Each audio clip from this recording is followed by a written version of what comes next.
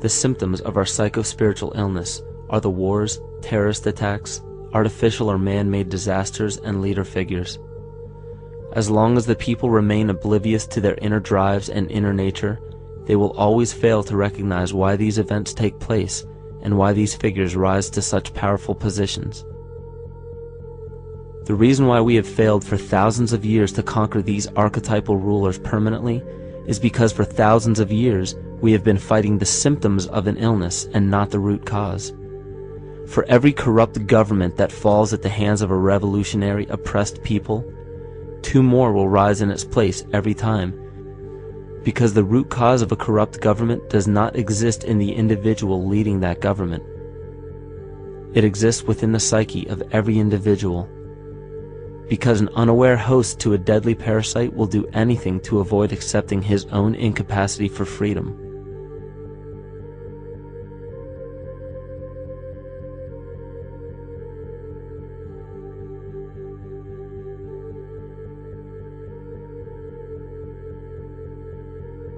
We are so bereft of sanity in this world that those few who simply stop projecting onto others and begin facing their own demons are seen as neurotic. An article written in the 1950s states that studies showed that individuals who had been isolated from their familiar social and cultural environment became neurotic. This shows that when those individuals had no object to identify their darker emotions with, they began to see these things in themselves, that which they refused to recognize before, and were unaware of why they appeared and how to cope.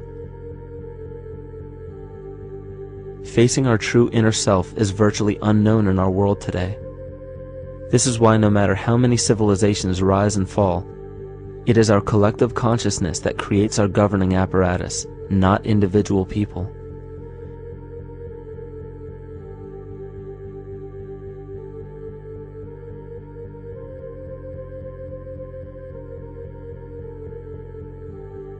And after countless attempts, you would imagine that people would realize that a physical retaliation may not be the solution. Yet here we are, thousands of years later, with technology that can clone DNA, vehicles that can break the sound barrier and probe the depths of space, and science that can overcome almost any sickness. Yet we still fail to take notice to the importance of thoughts and consciousness. This is the very definition of insanity. And every single one of us is responsible for this psychic epidemic, because we're killing the messenger and paying no attention to the message.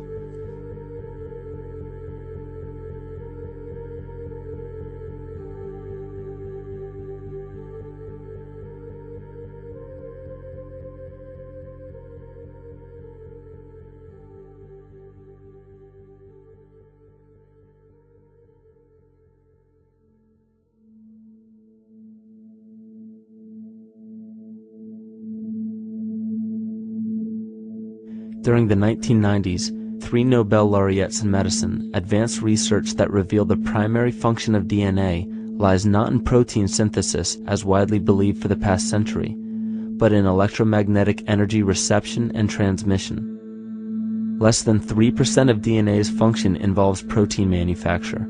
More than 90% functions in the realm of bioacoustic and bioelectric signaling. So why is it important to know that DNA functions in bioelectric signaling?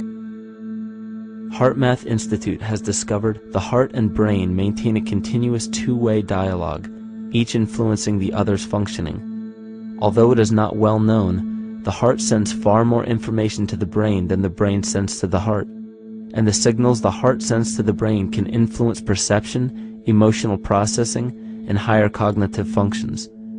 The heart also generates the strongest rhythmic electromagnetic field in the body, and this actually can be measured in the brainwaves of people around us. We are quite literally an electromagnetic expression of our highest cognitive function. The behavior of electromagnetism is evident throughout the world as dualism. All matter contains a negative and positive charge, which means organisms are built upon this foundation. The natural homeostasis of any organism is a balance of both polarities. Furthermore, research on emotional energetics shows that the heart's field is a carrier of emotional information and a mediator of bioelectromagnetic communication within and outside the body. Research shows our heart's field changes distinctly as we experience different emotions. It is registered in people's brains around us and apparently is capable of affecting cells, water, and DNA studied in vitro. Fear. The chemical supplied by a collective parasite creates a distinct bioelectric signal given off by the host. This signal is disseminated to the organisms within our community and will grow outward through the entire organism unless it is counterbalanced by an opposing force. Dr. Fritz Alan Popp discovered that the cells in our body communicate through biophotons, which are tiny particles of light that are single units of an electromagnetic field. This communication system within our body also exists between people in what's known as morphic resonance. This was known by the shamans, sages, and adepts of antiquity. These teachings were commonplace in prehistoric cultures. It wasn't by sheer chance that artistic expression and rituals were the cornerstone of every ancient civilization. Art was used as a personal method to exercise the shadow content of the psyche and introduce it to the conscious mind. This was very literally viewed as psychic therapy. Ritual was based around astrological dates. As we've learned, the study of the stars and planets reflect our own astropsychology. The shamans would perform rituals on astrological dates that would correlate with a circadian rhythm or a psychological cycle. These rituals kept the human participants aware of their inner self and prevented the repression of psychological content. As long as people were facing their inner demons and accepting them as their own, they were not collectively projecting them into the physical world. If you bring forth what is within you, what you bring forth will save you. If you do not bring forth what is within you, what you do not bring forth will destroy you.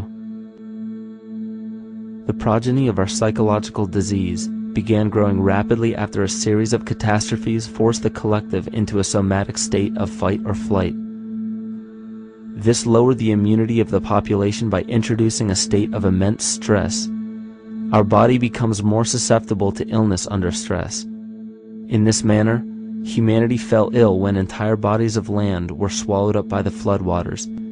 This uprooted many tribes, chiefdoms, and civilizations from their homes, and their ritual practices that were used as a conduit for psychic wellness were put on hold in order to survive the catastrophe and seek new homes. The shamans were spread to many new areas of the world. This information has been suppressed. We are made to believe that advanced civilizations such as ancient Egypt and the Mayans of Mesoamerica came about with no prior rudimentary remnants or evidence of evolving intellectual artifacts to bring them to their peak. We are meant to believe that their incredible knowledge of mathematics, astrology, agriculture, economy, polity, and architecture came out of nowhere. This leads many researchers today to the understanding that the origins of these civilizations have been suppressed.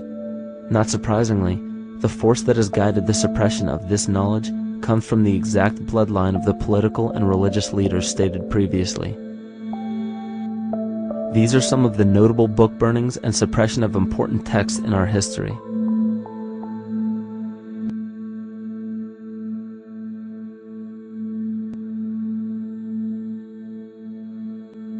Yet after all of this suppression, there are still remnants of the dispersion of elder civilizations in nearly every country. There is tremendous evidence of ancient cultures visiting North America long before the conventional belief of European colonization. Barry Fell states in his book America BC, there are ancient inscriptions now being reported from nearly all parts of the United States, Canada, and Latin America, written in various European and Mediterranean languages in alphabets that date from 2,500 years ago. William Commonus Beaumont wrote, "The Toltec and Maya civilizations never originated on American soil, but appeared there full-blown, with a well-defined art and system of hieroglyphic writing which possesses affinities with Egyptian.